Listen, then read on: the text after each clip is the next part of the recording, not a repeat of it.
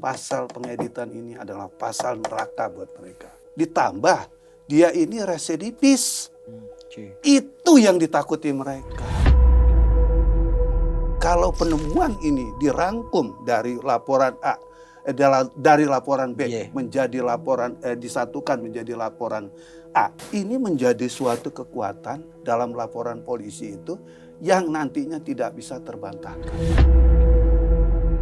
Ini kasus menurut saya bukan kasus sulit. Betul. Sebulan ini harusnya selesai. RJ itu nggak bisa. 1, ancaman hukumannya 12 tahun. 2, dia residivis. Nggak bisa.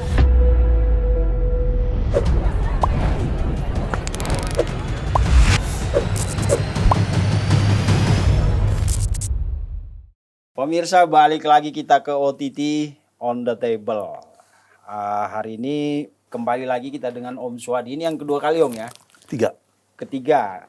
Yang kedua waktu itu kita di podcast satu lagi namanya special interview. Ini di sini 2 ya? Ini 2. Di sini 2 di kali. OTT 2 kali. Iya. Kita masih panas kayaknya isu pencemaran nama baik Pak Jokowi dengan kasus pencemaran nama baik Pak Jokowi dengan isu ijazah yang diduga palsu menurut Roy Suryo dan kawan-kawan. Kemarin kita ngobrol sama Bang Ade soal berkas itu P19. Itu kan kemarin, dan kemarin kata Bang Ade kita mau diskusi internal dulu. Ada perkembangan baru apa Om soal berkas perkara P19 itu?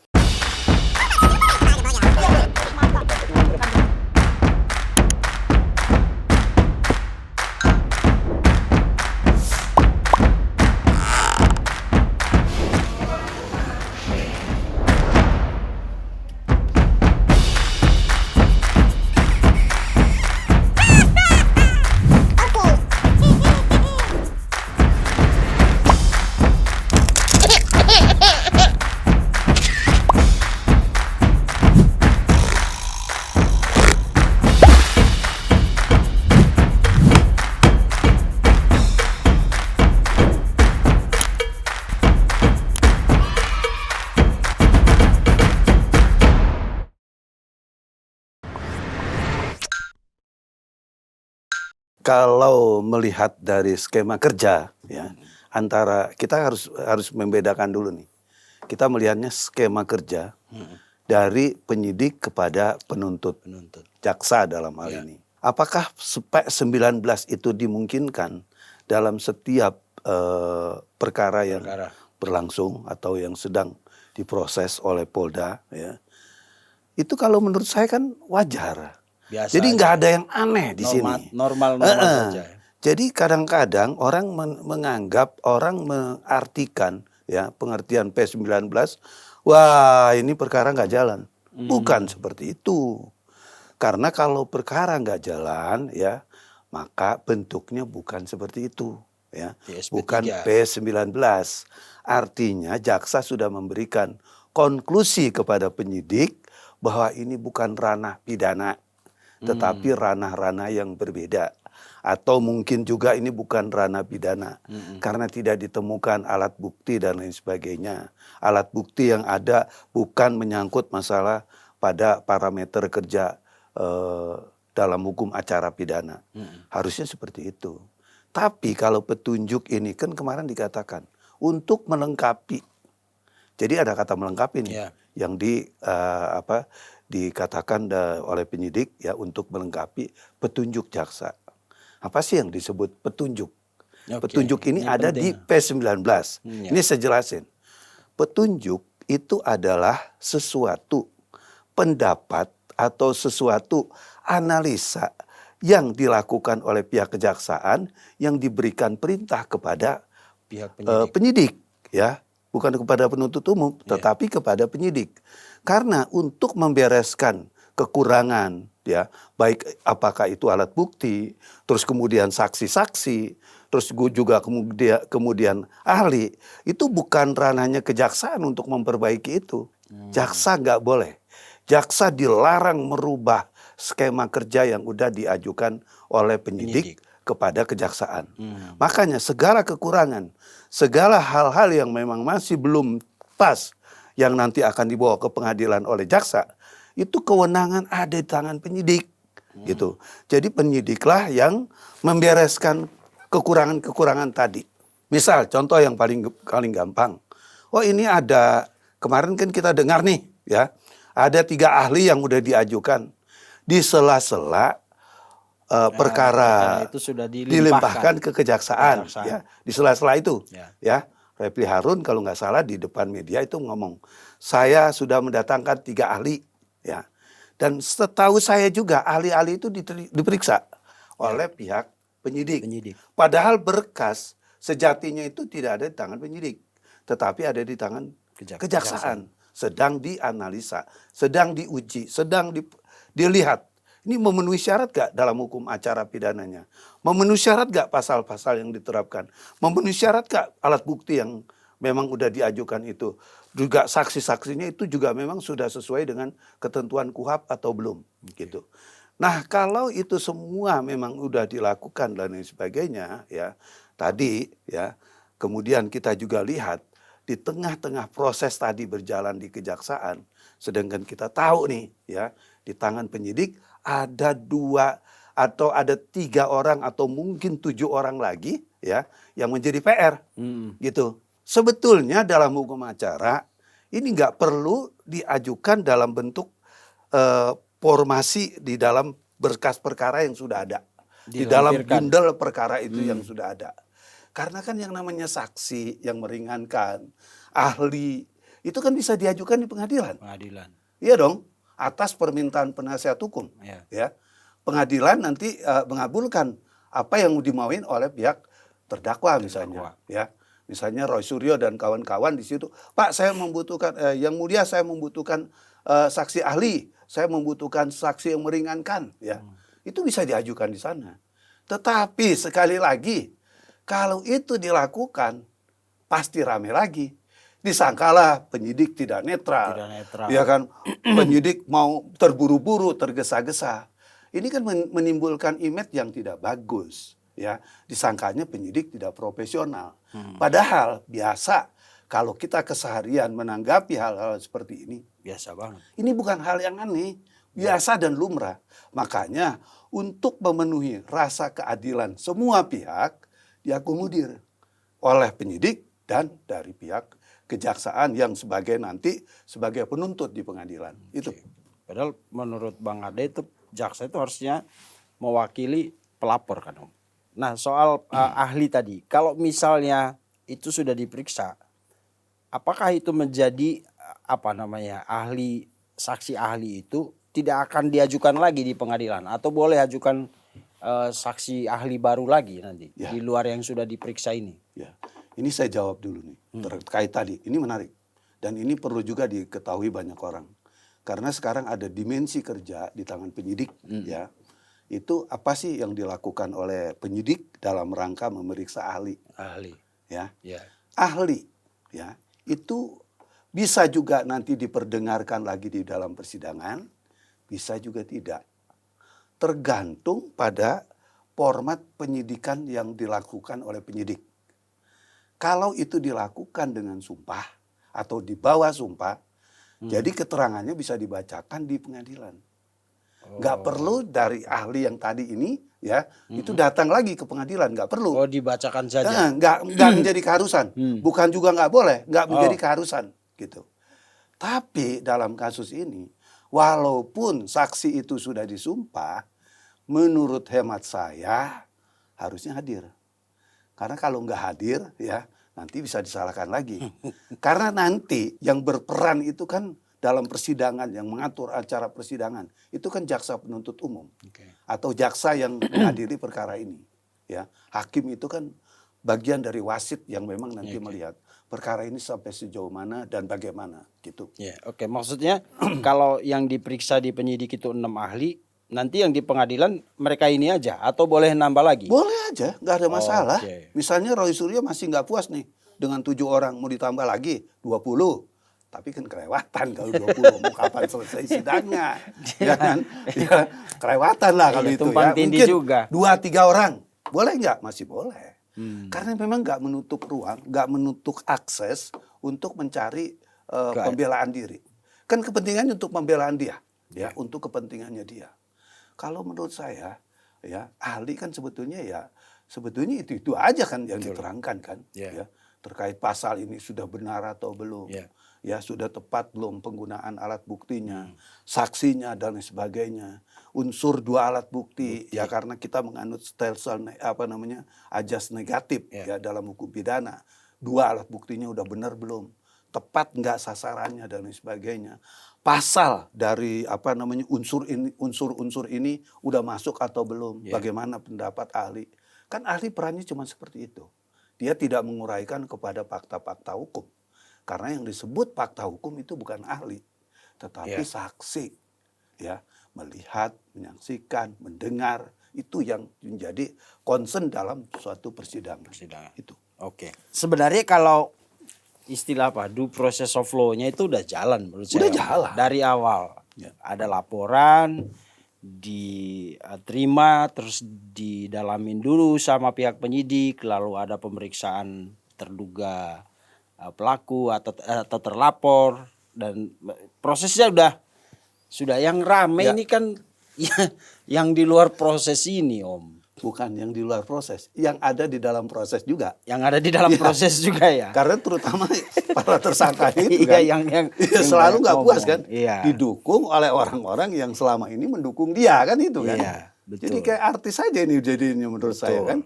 Peran dimensi penerapan hukum atau katakanlah pada dimensi keadilan itu udah nggak dilihat lagi. Jadi yang dilihat itu horenya, terus ramenya, riuhnya, itu yang mereka cari. Gitu. Saya jelasin berkaitan dengan tadi. Jadi kalau kita melihat itu dari awal ya sudah ada bahwa tindak pidana berkaitan dengan pencemaran nama baik, ya, penistaan, ya, itu sudah sangat teruji gitu ya yang dilakukan oleh penyidik. Karena tadi kan untuk menentukan orang bersalah dan tidak di dalam hukum pidana ini, alat buktinya dua, ya kan? Terus bukan 2 lembar atau dua orang, bukan seperti itu pemahamannya, ya.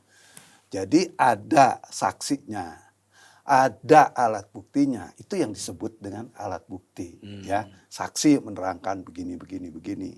Terus kemudian buktinya apa, ya, berkaitan dengan masalah itu, ya, pengakuan UGM, teman kuliah dan lain sebagainya, ya. Nah, kalau ini kemudian dirumuskan pada suatu dimensi penerapan hukum, ya, sudah cukup apa belum, ya.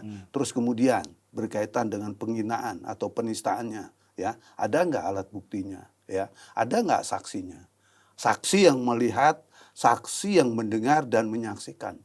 Roy Suryo itu melakukan suatu dugaan tindak pidana. Terus kemudian tadi saksi sudah ada, berapa saksi? Kan nggak perlu banyak sebetulnya, ya. Kan cukup 2-3 orang aja harusnya kan. Terus kemudian, ya, buktinya ada nggak? Ada. Apa sih yang di framing itu, ya? Misalnya ijazah, ya. Ijazah itu dilihat dari mana ini ijazah. Kan selama ini juga Roy itu nggak pernah melihat ijazah aslinya. Belum lama ini aja kan dia baru mata lihat. dia, Om, udah diliatin di itu kemarin. Iya. Di gelar perkara. Sebelumnya kan dia belum pernah lihat. Kasus ini framingnya sampai viralnya seperti ini kan belum pernah lihat ijazahnya dia. Tapi kemudian dia beralih-alih mengaku dia sebagai ahli, peneliti. Kan salah dong dalam konteks ini, ya. Jadi kalau udah lihat seperti itu tadi, saksinya sudah ada, alat buktinya sudah ada, 2 alat bukti ini sudah terpenuhi. Ya udah ditingkatkan dong dari penyelidikan kepada penyidikan. Dari penyidikan kemudian menjadi tersangka, itu juga menjadi bagian daripada kerja-kerja penyidik gitu. Oke.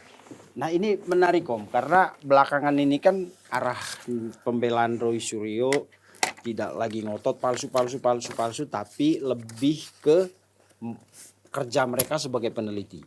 Ya kan? Nah, mungkin dia takut kali dengan omongan saya. Makanya Om harus ngomong. Kan saya bilang, ya, saya tulis tuh di Tribun kan, iya. Viral itu tulisan saya. Kemudian berita SBY muncul, ya tenggelam tuh. Oh ya, oh jadi bisa jadi ada ini ya perang ini juga. Tapi Iyalah. itu kita abaikan aja lah Om. Nah, yang jadi pertanyaan kan mereka mengelak sekarang bahwa itu penelitian. Tapi kan ini kasus pencemaran nama baik. Saya tidak tahu seperti apa namanya unsur pencemaran nama baiknya itu. Tapi apakah pernyataan Roy Rismond dan Tifa yang mengatakan ijazah Pak Jokowi itu palsu itu satu-satunya unsur dugaan tindak pencemaran nama baik itu, atau juga ada pernyataan-pernyataan mereka selain yang menyatakan ijazah Pak Jokowi palsu? Ini pertanyaan bagus. Apakah berkaitan dengan masalah itu? Iya. Ya, di penistaannya atau di pencemaran nama baiknya? Iya. Tidak. Oh berarti Karena Oke. saya jelasin. Saya ini penting banget ini nih. poinnya ya. kata Kan tadi saya udah ngomong. Rocky. Ini poin. Tadi saya ngomong, ya kan? Iya. Roy Suryo ya Oke. dari awal cerita kasus ini diduga ijazahnya Pak Jokowi palsu itu, ya. Pertama, dia bilang dia bukan seorang peneliti, ya kan? Dia nggak pernah tuh ngomong sebagai peneliti. Kan akhir-akhir ini aja dia Iya. ngomong sebagai peneliti. Betul. Saya katakan ya bahwa dia tidak pernah lihat ijazahnya Pak Jokowi. Dan kemarin kita juga mendengar ada sebuah pernyataan ya. Dia atau katakan ini dugaan masih ya, dugaan. Karena nanti di pengadilan yang kita bisa lihat kan, dugaan. Katanya ijazah yang di-framing, yang dipiralkan itu hasil guntingan-guntingan atau potongan-potongan. Yang kemudian disatukan sama dia, ini loh ijazahnya. Belum ada Dian Sandi nih. Kan Dian Sandi mau belakangan aja kan. Itulah yang kenapa ada pasal 35. Manipulasi data. Ya, berkaitan dengan pengeditan, Iya. memanipulasi dan lain Informasi sebagainya. data. Yang sekarang dia kayaknya panas dingin tuh ngeliat pasal itu gitu kan. Karena ancaman hukumannya 12 tahun. 12 tahun. Dendanya 12 miliar. Ini mereka takutkan gitu loh. Dia bukan melihat tadi pada karakter cerita awalnya yang dianggap itu sederhana. Penghinaan, penistaan. Hukumannya kan nggak besar itu. Ya kan? Itu hukuman menurut saya di atas 4-5 tahun. Oke.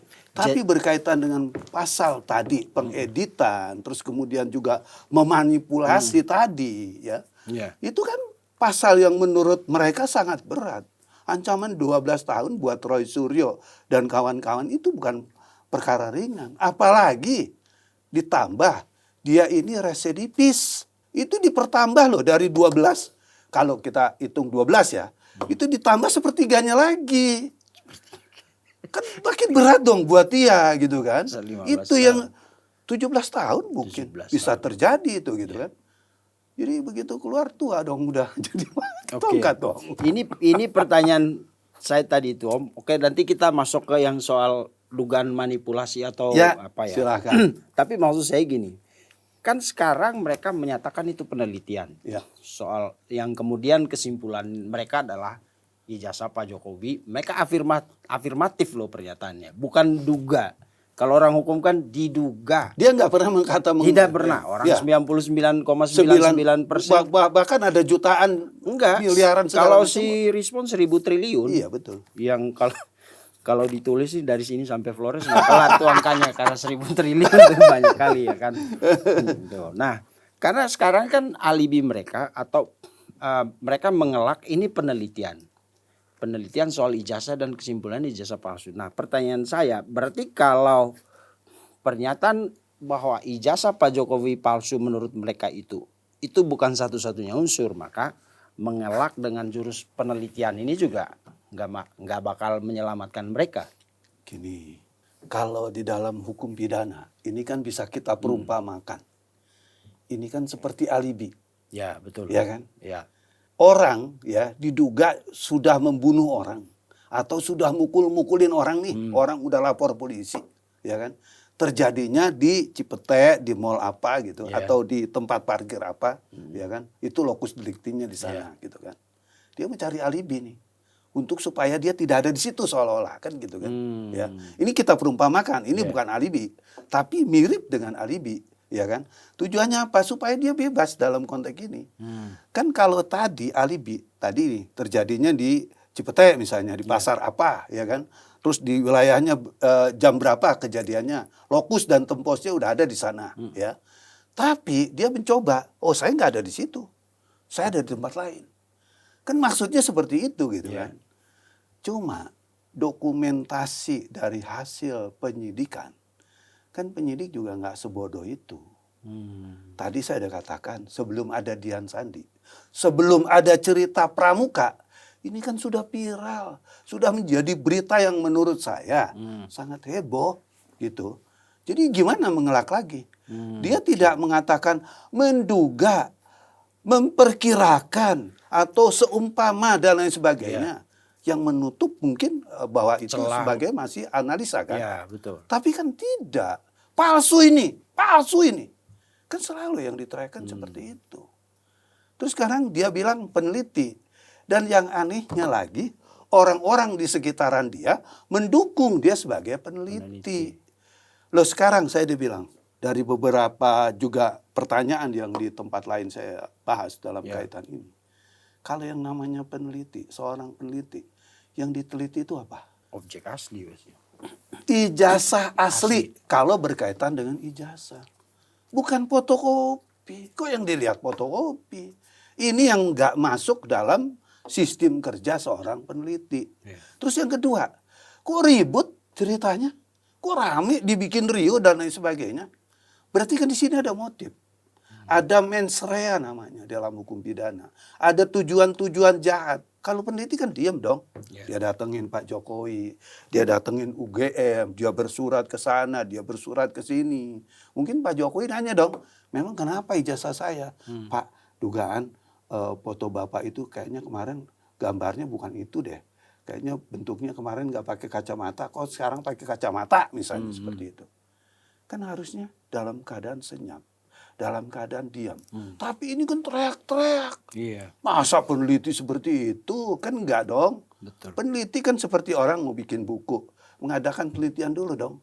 Datang ke tempat di mana yang menjadi objek penelitian. Kalau berkaitan, oh ini emas. Ya kan? Ya diteliti dong emasnya. Jangan teriak-teriak. Besok saya mau ke sana. Saya mau lihat emas dan sebagainya. Karena saya yakin itu emas. Ya bukan begitu. Itu namanya bentuknya sudah provokasi. Lagi menyiarkan suatu berita yang belum dia lihat, yang belum dia ketahui. Apa namanya ini? Ya itulah di dalam hukum disebut dengan mens rea. Mens rea. Mereka sampaikan itu di ruang publik. Iya. Padahal mereka itu kan orang pintar semua yang sadar bahwa setiap pernyataan publik itu bisa jadi delik hukum, ya kan? Domain pidana itu. Iya dong, kalau itu nggak benar. Ya kalaupun benar kan sebetulnya udah pencemaran nama baik dong. Betul. Kalau benar lah misalnya, ya itu udah pencemaran nama baik. Karena kenapa? Kan diberitakan. Sedangkan undang-undang itu kan nggak boleh memberitakan sesuatu yang belum pasti. Pasti kebenarannya. Ya, apalagi tadi kita udah sepakat ya. Dia dulu nggak pernah loh mengatakan menduga, memperkirakan nggak pernah. Ada istilah-istilah menduga itu nggak ada. 99,9%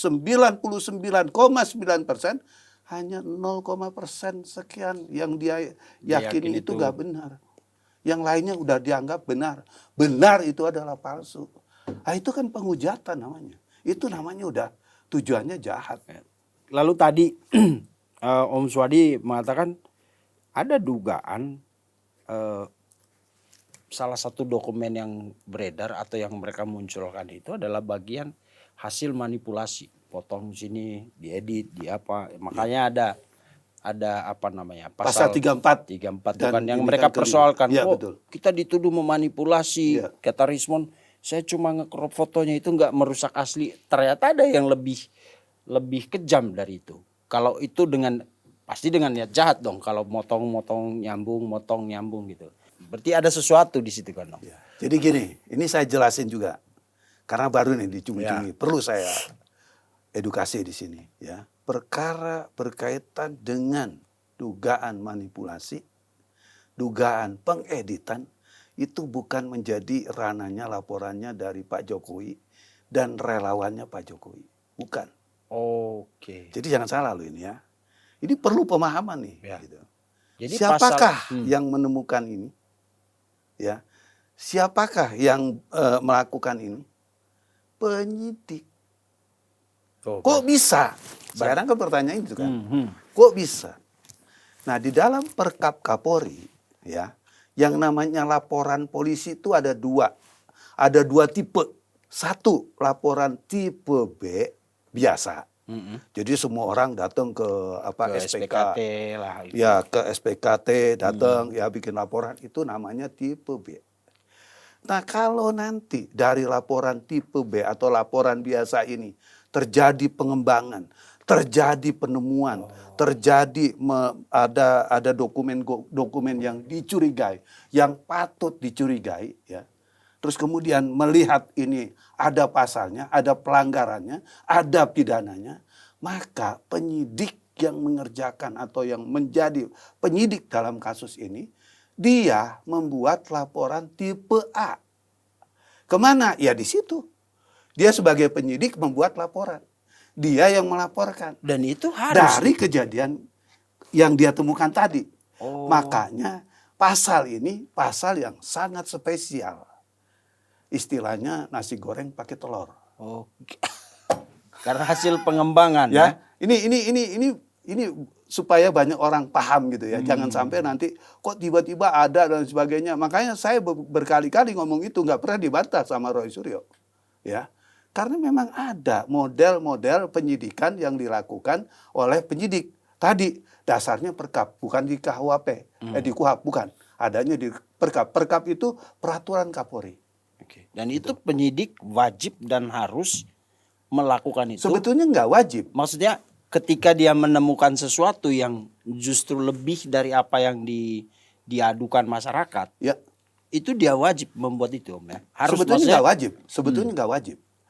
Tapi kalau kemudian korelasi laporan tadi nih, ya, yang tipe B, ya, biasa. Ada pencemaran nama baik, ada ini, ya. Terus kemudian dihubungkan dari hasil penemuan, dan kalau penemuan ini dirangkum dari laporan A, dari laporan B menjadi laporan disatukan menjadi laporan A, ini menjadi suatu kekuatan simbiosis dalam laporan polisi itu yang nantinya tidak bisa terbantahkan, gitu. Karena kan dia udah mulai mengelak nih, wah begini peneliti dan sebagainya, ya. Loh, mens rea yang di sini nih parah nih. Pengeditan ini wilayahnya sangat jahat, sangat kuat bahwa ada pidana. Sehingga kalau perkembangan kasus yang dikatakan laporan tipe A ini sebagai laporan temuan hasil editan ijazah dihubungkan dengan keadaan dari laporan pertama yang dilakukan oleh Pak Jokowi dan relawannya Pak Jokowi, ini menjadi benang merah yang tidak dapat dipisahkan. Ini menjadi suatu kekuatan nanti. Itu yang ditakuti mereka.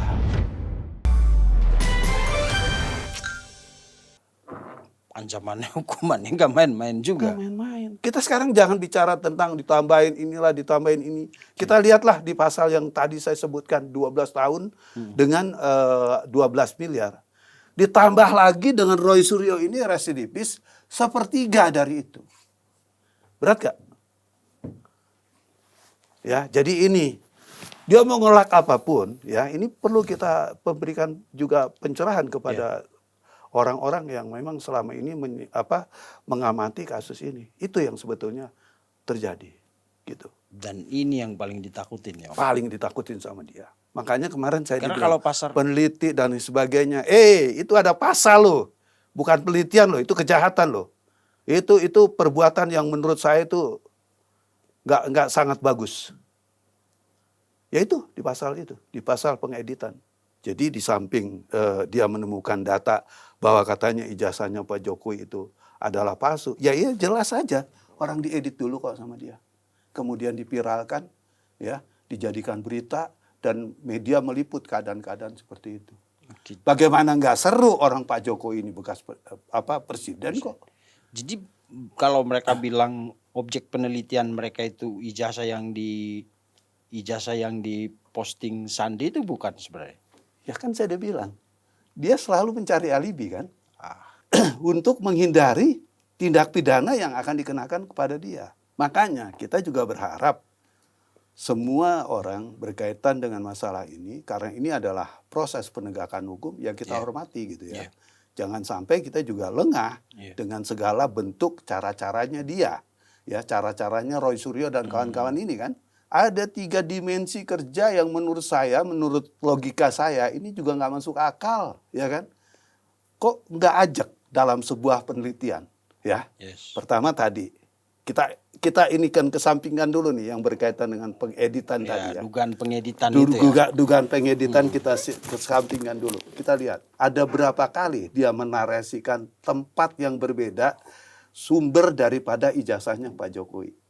Pertama, Dian Sandi. Kedua, Pramuka, ya. Ketiga, UGM dia nggak pernah anggap loh. Dan terakhir kemarin, yang saya dengar lagi, ada teman relawan juga, itu katanya di Solo dibuatnya oleh seseorang yang dulu dekat dengan Pak Jokowi. Tapi itu nggak sempat berkembang, karena saya pikir, kamu mau ngomong apapun, bagi saya itu udah nggak berlaku. Itu impossible. Karena seperti yang saya katakan tadi, pasal pengeditan ini adalah pasal neraka buat mereka. Saya nggak tahu nih ada benang merahnya nggak sama pernyataan Bu Elida kemarin. Apa itu? Dia bilang kan bisa aja misalnya ternyata misalnya ada 5 ijazah. Ini 1, ini beda.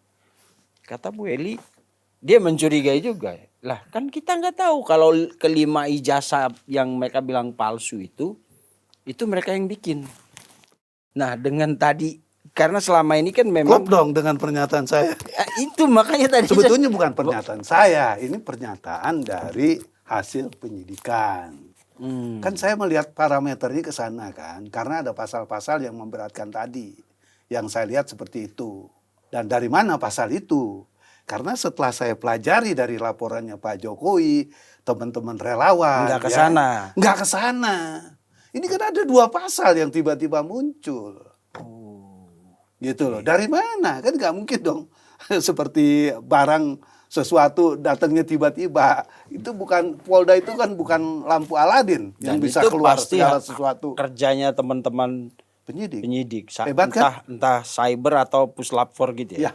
Keren dong. Jadi kalau mereka bilang puslap 4 yang nggak meyakinkan sehingga mereka butuh puslap 4 laboratorium forensik independen. Saya dibilang, apapun nanti dalihnya Roy Suryo dengan melihat pasal pengeditan ini, gak akan pernah berlaku.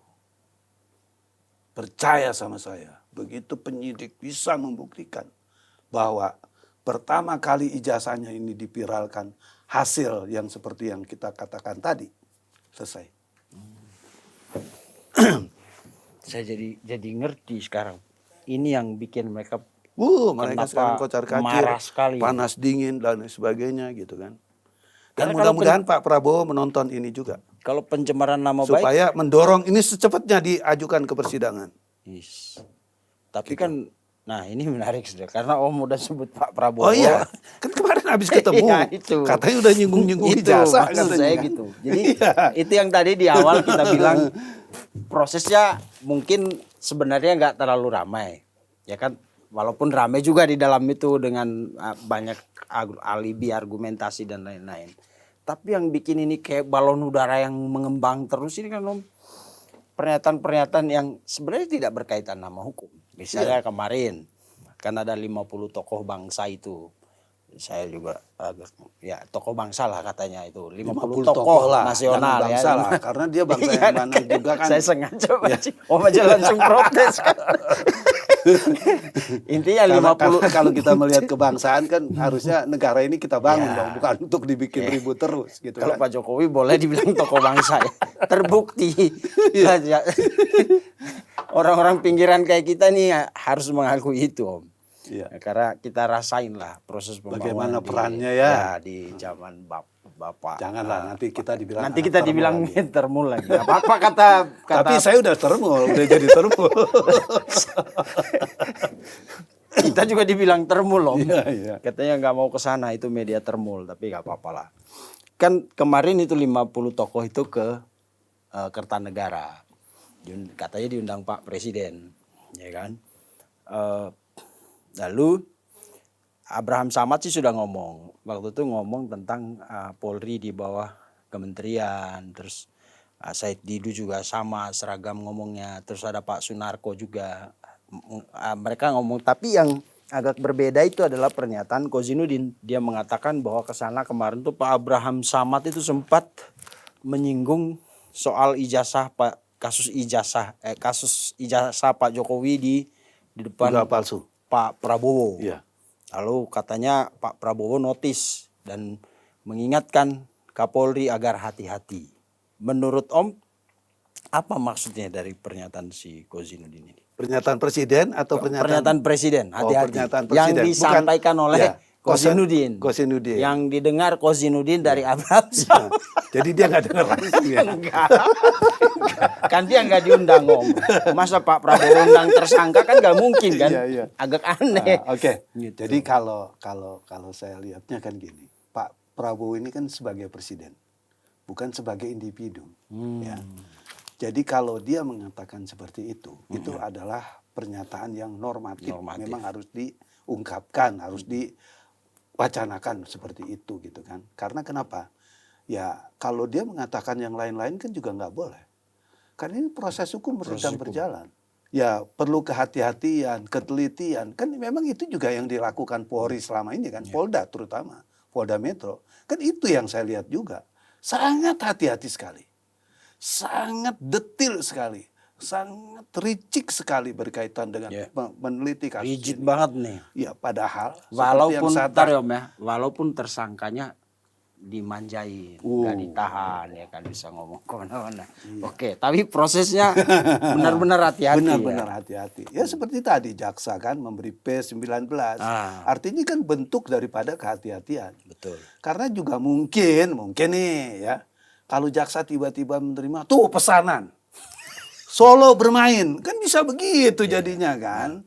Jadi bolehlah ini P19. Makanya normatif menurut saya. Cuma kan sekarang P19 itu juga ditentukan. Sekian puluh hari itu harus diselesaikan dan harus dikirim kembali ke pihak kejaksaan. Ya kalau tadi memang ada sinergitas antara kejaksaan dengan penyidik dalam persoalan ini barangkali nggak terlalu lama. Cuma seperti yang saya katakan tadi itu membedah buku yang sudah ada. Berkas yang segini itu dibongkar lagi, dimasukin lagi berita acara itu. Capek jadi penyidik saya liatin kasus ini. Karena kenapa? Ya itu tadi. Memenuhi segmen atau permintaan dari orang-orang yang menurut saya ya boleh dimanjakan ya tadi. Dimanjakan dong. Ya, dimanjakan. Ya. Diikutin kok permintaannya. Kan tadi saya sebelum bicara di sini kan saya udah ngomong. Ini kasus menurut saya bukan kasus sulit. Betul. Sebulan ini harusnya selesai. Karena kan tadi ya kasus berkaitan dengan ijazah. UGM-nya ada. Teman kuliahnya Pak Jokowi ada. Ya kan? Ijazahnya juga ada. Yang katanya orang bilang di mana ijazah dan lain sebagainya. Saya yakin di tangannya Pak Jokowi itu ada ijazahnya. Kan sederhana dong. Ya. Bukan cerita pembunuhan di atas di hutan belantara. Yang mungkin nyari saksinya susah. Mencari alat buktinya juga susah. Ya, yang ditemukan mungkin mayat. Orang yang sudah meninggal. Beda. Itu bisa bertahun-tahun. Ini kan hampir sama seperti itu gitu kan. Ya tapi tadi kepentingan semua pihak ini diakomodir oleh penyidik. Jadinya seperti ini. Harusnya alat bukti tadi saya katakan cukup 3 orang. Ya, terus bukti cukup 4 alat bukti aja atau 5 alat bukti aja. Ya, ini digabungkan sudah memenuhi tadi unsur ajas unus testis nulus testis dalam hukum pidana itu satu saksi bukan saksi. Sudah terpenuhi. Apalagi yang diinikan? Kan dari semua rangkuman ini kuncinya di mana? Di pengadilan. Apa? Bukan juga alat bukti ukurannya. Apa? Keyakinan hakim. Hakim yakin gak dengan saksinya? Hakim yakin dengan alat buktinya?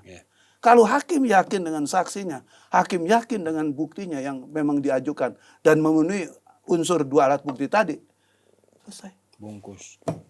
Putus. Tok, diputus.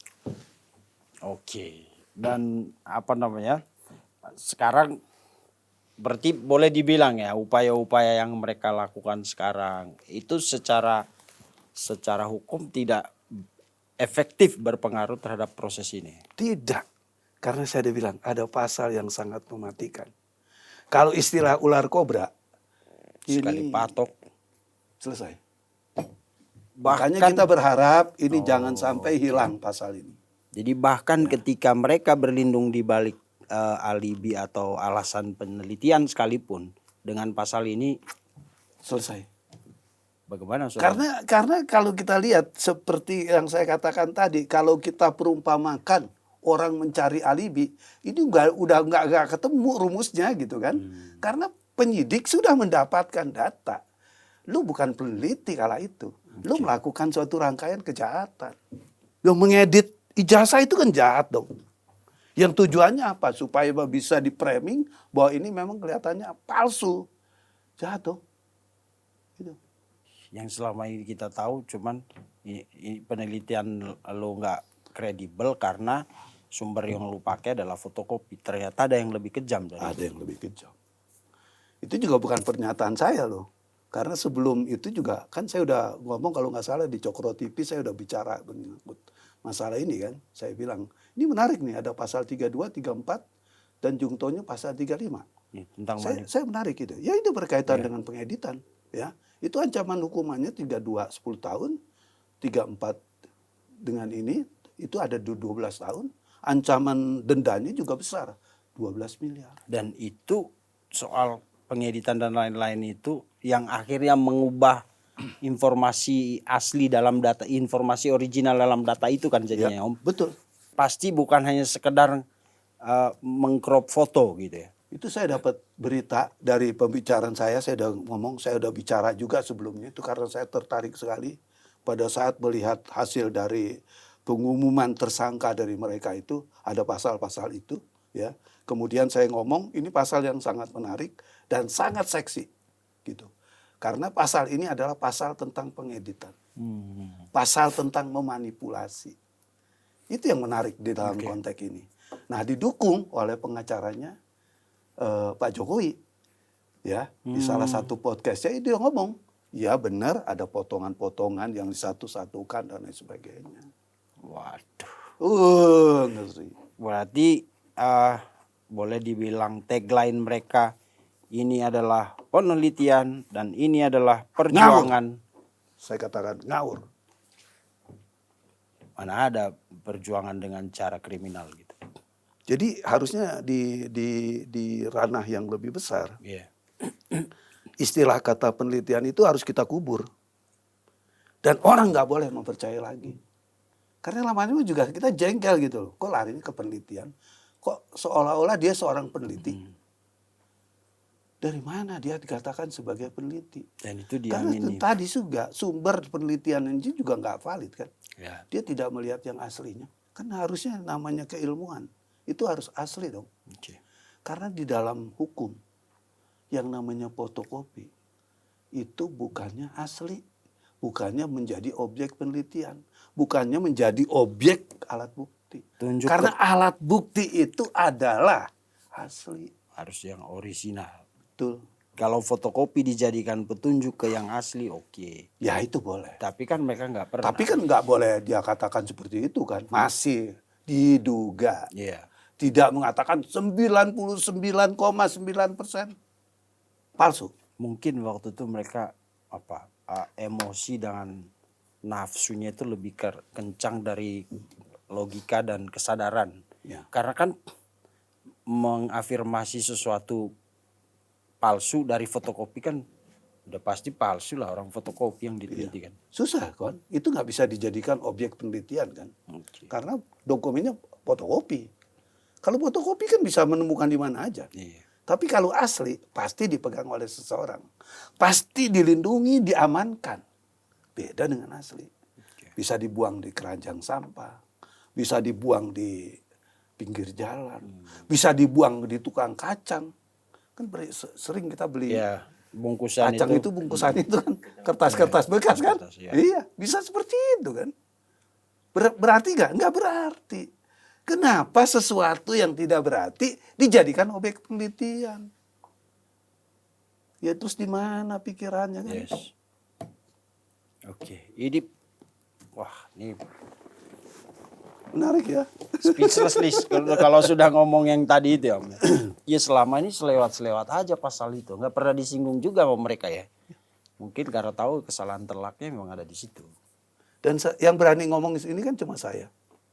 Yang lain nggak berani ngomong ini. Iya, karena kalau ada pasal itu pasti ada proses penyidikannya dong. Karena mereka bingung dari mana Pak Jokowi nggak bikin laporan kok. Saya sangat hafal sekali perkap-perkap Kapolri itu. Ya memang harus segera ke pengadilan sih Pak. Kalau kita mendengar ini nggak ada lagi istilahnya. Penelitian, Cerita-cerita lain itu nggak ada lagi. Gitu. penelitian, perjuangan, dan nggak masuk lah. Barangkali perlu kita bahas juga. Bisa nggak sih di RJ? Nah, ini penting dong. Apa sesi yang berikutnya? Nah, sedikit aja Om. Saya secara pribadi sih sebagai penonton juga selama ini nggak mau RJ. Kalau bertarung aja terus kan kita nggak mau udah disuguhin ini tiba-tiba berhenti kan. Finishnya gimana sih nih? Finalnya gimana kita nggak tahu. Itu untuk kepentingan kita penonton. Kalau untuk kepentingan Pak Jokowi kan kepastian hukum bos. Ya kan Om. Pasti. Ketok palu itu adalah kunci sejarah buat Pak Jokowi. Betul. Perlu RJ nggak? Nggak bisa. Bukan nggak perlu, nggak bisa. Udah tutup ya? Ini yang juga saya harus sampaikan. Oh benar. RJ itu nggak bisa. Satu, ancaman hukumannya 12 tahun. Ya, katakanlah jangan 12 tahun, 10 tahun. Ya. Dua, dia residivis. Nggak bisa. Sedangkan RJ kan di bawah 5 tahun. Nggak boleh. Makanya kemarin saya lihat pasal-pasal yang diterapkan oleh kepada Egy Sujana. Ya. Itu kan tidak pasal 32 dan 35, 32 dan 34 dan 35, bukan. Tapi pasal-pasal di luar itu. Dan juga yang perlu kita tahu, ya, Pak Egy, ya, kalau kita melihat dengan sebutan klaster, ada klaster 1 dan klaster 2, barangkali dia bukan sebagai pelaku utama dalam satu tindak pidana. Pelaku utamanya ya ini 3 orang ini kan. Makanya dibedakan klasternya gitu. Dan di dalam undang-undang ya, dulu kita lihat itu di pasal 55 dan 56 itu ada pasal penyertaan ya. Jadi orang misalnya membantu, menyokong suatu perbuatan pidana, dia bukan sebagai dader atau sebagai pelaku tindak pidana, tapi dia sebagai pembantu. Itu hukumannya yang harusnya misalnya 5 tahun bisa dikurang sepertiganya dari 5 tahun. Makanya dimungkinkanlah untuk dilakukan RJ. Gitu. Nah, sementara kalau Roy mereka bukan karena seperti yang mereka bisa nggak bisa. Iya. Ya, dari KUHP yang baru sekarang nggak bisa. Jadi bukan karena emang Pak Jokowi dari awal membidik kita. Ya, ancamannya segini, Bos. Iya, betul. Dan di samping itu, kalau ini dia dilakukan RJ, kemudian RJ itu bisa terjadi, apa gunanya itu KUHP baru? Dan sekarang KUHP ini lagi diuji nih, secara kekuatan sebagai motor ya, sebagai motor hukum acara pidana. Ini sedang diuji kok, karena kan kemarin kan sudah menghasilkan produk. Adanya RJ untuk Pak Egy dan DHL. Jadi pertanyaan ini perlu RJ apa enggak udah basi. Basi, nggak bisa. Nggak ada ruangnya. Nggak perlu lagi nggak perlu dibicarakan. Dan makanya kemarin kan ada teman waktu kami rapat juga. Gimana nih? Perlu RJ nggak nih untuk yang lain-lain? Saya bicara kok di situ. Ada teman-teman ya, saya katakan jangan sampai mewacanakan ada RJ di sana. Karena saya nggak sebut pasalnya di situ kan, karena itu kan tempat yang sangat ini. Jadi saya bilang nanti akan bahaya buat buat Pak Jokowi. Saya bilang gitu kan. Karena kenapa? Bisa dikatakan Pak Jokowi nanti melanggar hukum. Iya dong. Kan tadi saya dibilang ancaman hukumannya udah nggak sangat memungkinkan membuka RJ itu. Oke, jadi bukan lagi alasan subjektif Pak Jokowi mau apa enggak. Oh kesian dan lain sebagainya. Ya kalau kesian ya biarin aja hakim yang ini kan. Yang memutus. Sebenarnya kalau kasihan sih biarin mereka diputus pengadilan. Iya. Ya artinya kan ya diputus tapi dikasih hukuman ringan. Nggak boleh ada kata dikasih hukuman ringan. Nggak boleh diucapkan oleh Pak Jokowi. Nggak boleh. Dan kuasa hukumnya pun nggak boleh. Relawan pun nggak boleh. Karena tadi berarti nanti kalau ada wacana itu kan sepertinya kita mau mengamputasi KUHP berkaitan dengan masalah RJ. Iya. Ini kan nggak akan bagus kan. Dan terlepas Gitu dari loh. soal KUHP baru lama itu, dugaan kejahatan manipulasi data, mengedit dan lain-lain itu kejahatan serius yo. Oh, bukan serius lagi. Sangat serius. Sangat serius. Maka ancaman hukumannya 12 tahun. jadi bukan Pak Jokowi yang kejam nih. Kejam sekali, zalim sekali Pak Jokowi bisa memenjarakan rakyatnya 12 tahun lah. Kan kalian yang minta dengan perbuatan itu, dugaan Iya kan itu. Roy juga bilang, laporin dong saya. Kan ditantang-tantang. Yes. Setelah dilaporin, kayaknya mau nangis. Ini gimana? Jadi cengeng dong gitu. Hadapin dong, katanya pejuang, katanya pahlawan. Hadapin aja lah. Ini sih jurus maut udah ini Om. Jadi kayak kalau main catur di skakmat banget ini. Udah Sekakster. skakster. Mati praja, mati menteri. Tidak bisa apa-apa. Ini emang pasal-pasal maut.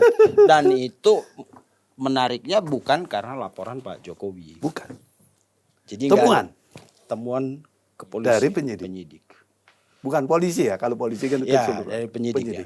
Jadi ya Pak Roy jangan pernah meremehkan polisi lagi, bahwa polisi kerjanya begini. Nah ini nih. Ini profesional kok udah kerja. Dan sangat profesional.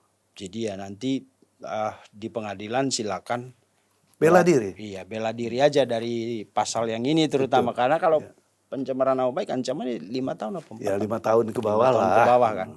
Kalau ini kan wah pakem banget ini. Wah, dan terima kasih untuk Om Suhadi, narasumber pertama yang walaupun sudah dibicarakan di tempat lain, tapi kayaknya emang ini perlu Serius, selalu untuk ini serius sekali. Dan kita jarang menyentuh pasal ini. Kan kita taunya dari keluhan Roy aja yang mengatakan Pak Jokowi kejam, mau penjarakan kita, ancamannya besar loh 12 tahun lah. Ternyata ini, dan itu di hasil temuan penyidik. Ada yang Om Suhadi mau sampaikan sebagai closing statement? Ya. Jadi terlepas daripada apa yang sudah kita bahas, kita ini adalah negara hukum. Yes. Ya, betul. Yang namanya Rechtsstaat, bukan negara kekuasaan. Jadi hormati proses hukum yang berjalan. Karena negara hukum, ya kita harus hormati hukum yang sedang berjalan. Siapa di sini yang menjadi motor penegak hukum? Penyidik, kejaksaan, dan pengadilan. Karena pengadilanlah nanti yang menentukan bersalah dan tidaknya Roy Suryo dan kawan-kawan. Ya kita harus hormati. Jangan lagi nanti, wah pengadilannya made in Solo. Aduh kacau lagi. Iya. Itu aja. Oke. Terima kasih Om Suhadi, pemirsa. Sampai jumpa di episode selanjutnya. Ya, makasih. Makasih Om. Ya. Keren ini.